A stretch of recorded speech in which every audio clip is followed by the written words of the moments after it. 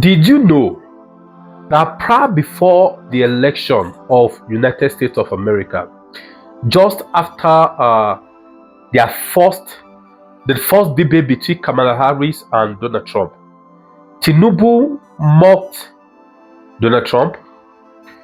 He mocked him, and he didn't even stop there. He reluctantly compared him to Peter Obi. Guys, why did he support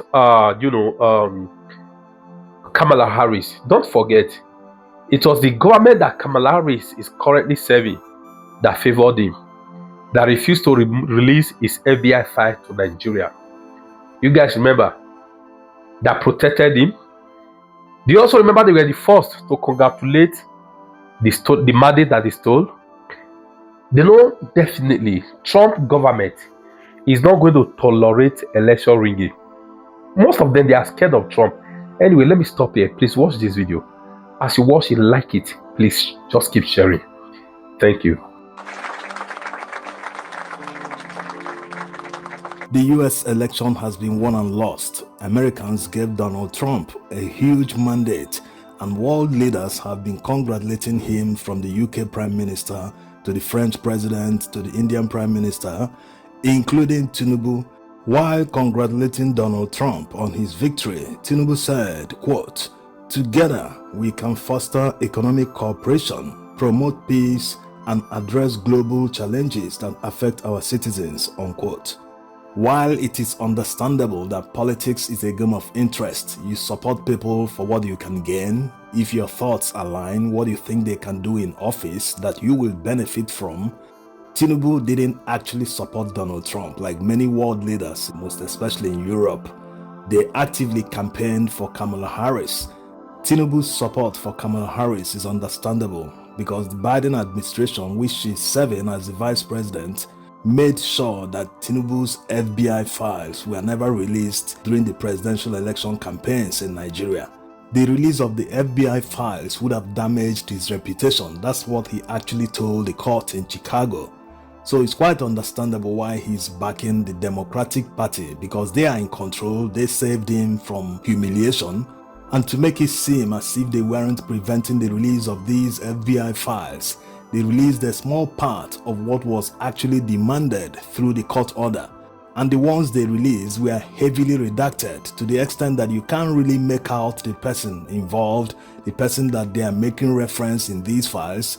So it's practically useless. So you can see why he is supporting the party that made it all possible for him. And as recent as September, when Donald Trump debated Kamala Harris, Tinubu hailed Kamala Harris for defeating Donald Trump after the debate. And he also went ahead to compare Peter Obi, the main opposition leader in Nigeria, as the Donald Trump of Nigeria. Yes, that was the official statement released by the Nigerian government at the time. Part of the statement reads, quote, "Peter Obi is the Nigerian version of Donald Trump. Like Obi, Trump will use the most negative epithets imaginable to describe a country he wants to lead again, just to make a point and rile up his base." Kamala Harris prosecuted Trump very well in their first face-to-face debate. She convincingly won and left no one in doubt about her capacity. Vice President Harris knew Trump's weaknesses and set traps for him, which he repeatedly fell into. Both candidates were fact-checked, and while Harris made just one innocent claim, Trump made 33 false claims in the same 90-minute debate, unquote. Now you can see why many Nigerians openly supported Donald Trump during the campaigns, because many of them believe that if he were to be in power now, or the Republican Party is in control of the federal government, they wouldn't have stopped the release of Tinubu's FBI files. So they kind of see it as taking out a revenge on the Democrats. Yes, that's why many of them didn't support Kamala Harris. That's not all. Many Nigerians are still angry till this day at Obama and his administration because of his role in 2015 when he actively campaigned for the opposition candidate Muhammadu Buhari against the incumbent at the time, Goodluck Jonathan. And considering how woeful Buhari's performance in office, plunging Nigeria into 2 different recessions, they blame all that on Obama, because if he didn't back Muhammadu Buhari at the time, he wouldn't have won the election. They used all sorts of means. As a matter of fact, some Democratic Party strategists were in Nigeria at the time, working as campaign directors for the APC.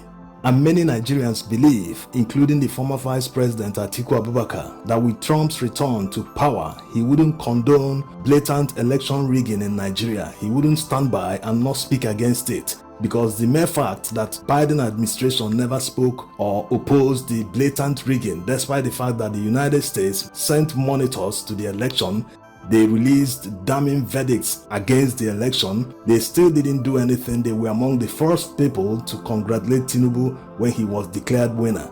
In releasing a congratulatory statement to Trump, Atiku Abubakar said, quote, "This triumph, without a doubt, will stand as an enduring testament to the resilience and vitality of the democratic process, a timeless reminder that democracy, with all its trials and tribulations, remain a force for good in the world. The narrative of President Trump's political journey, marked by his struggles and triumphs, shall serve as an inspiring parable of courage in the face of adversity, a lesson in the art of rising after every fall and ultimately emerging victorious. As the world rejoices in the euphoria of his remarkable comeback, it is to be hoped that President Trump will continue his resolute advocacy for credible elections worldwide and remain steadfast in dismantling anti-democratic forces wherever they may lurk. The lesson for us in Nigeria is the integrity of the process that ensures a credible outcome. It is the expectation of every Nigerian that the Trump administration will stand resolute in ensuring free and fair elections in Nigeria and other places in the world. I also extend my warm congratulations to the people of the United States, whose unwavering faith in the power of democracy and the sanctity of the ballot has once again shown the world the true might of the people's vote." Unquote. Atiku Abubakar even said all Nigerians, not just few or many of them, what's not to love about the US presidential election? It's such a shame that Nigeria cannot conduct a free and fair election. The results started trickling in just a few hours after polls closed. Even before that, numbers from the early voters have already been known by many, so the transparency is out of this world. Many legacy media are connected to the database, showing the results live as they come in. It can't be more transparent than this. Why can't this be obtainable in Nigeria? As a matter of fact, the Buhari administration spent more than 300 billion naira to conduct this kind of election in Nigeria. But at the end of the day, they threw away everything. They shut off the IREF that was supposed to show the results live. After votes are cast at the polling unit, after results are counted and entered in the results sheet, polling officers are expected to upload the results to the IREF so that anyone can view the results live. Not punching the figures like they do in the United States and other countries, just a copy of the results sheet is snapped and uploaded to the IREF. Anyone can view it. At any level of collation, they can refer to the results to say, this is the results. Not anyone can write anything and submit and say that's the real results. But at the end of the day, they threw everything away and stole the results, stole the election.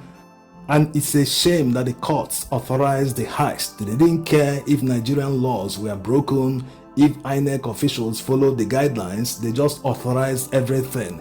In fact, during the litigation, some of the judges were openly mocking the litigants. The most painful part of the electoral heist of last year is the fact that after they successfully stole the elections, they found themselves in power. It is now time to govern. They can't even govern. All they brought are sufferings and hardship to the Nigerian people. So it is hoped that Trump will send a strong message before Nigeria's presidential election of 2027 that the US government will not tolerate blatant election rigging, that the people's votes must count. Not that it might matter much, but at least it might make them to tread with caution. They might understand that there might be consequences if they rig the election blatantly like they did last year. Anyway, the ultimate deterrence to election riggers must come from Nigerians themselves. No one can impact and change the system more than Nigerians. No foreigner can do it better than Nigerians themselves. So everyone must start today and take it as if 2027 is already here, so that they can take back their country from people who are rigging election, who are only interested in their selfish interest and not the national interest. Thanks for watching.